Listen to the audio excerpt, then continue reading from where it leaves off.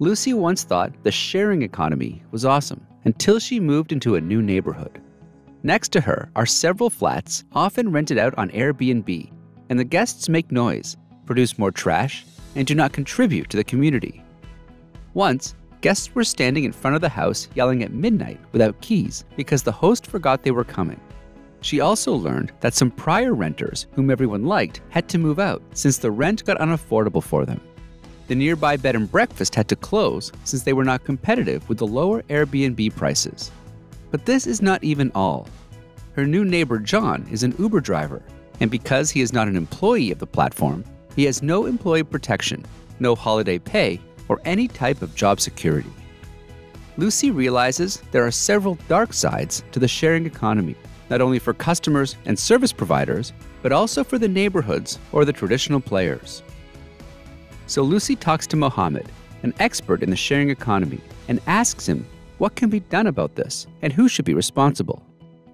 Mohammed explains either the government can regulate or the firms in the sector self-regulate. What can governments do against the dark sides of the sharing economy?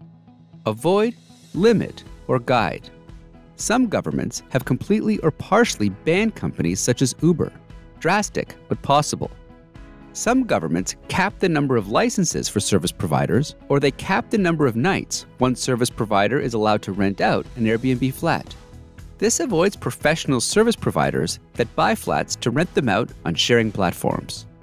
But by far the most important regulation instrument is guidance.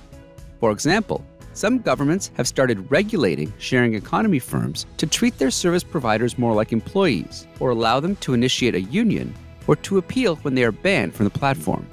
Governments have also implemented licensing or taxation or standard requirements for service providers, such that Uber drivers are not allowed to have speeding penalties on record. Mohammed goes on to explain that sharing economy firms have an interest in being perceived as good citizens and as viable alternatives to consumers, so they often self-regulate too. Self-regulation usually is to avoid stricter government regulation. Sharing economy firms have three main tactics when it comes to self-regulation: restricting access, defining operations, and monitoring. The sharing firms themselves can define requirements, such as not admitting drivers with speeding tickets. They can incentivize providers to perform with recognition, such as the Airbnb superhosts, or request liability insurance from the hosts in case customers injure themselves.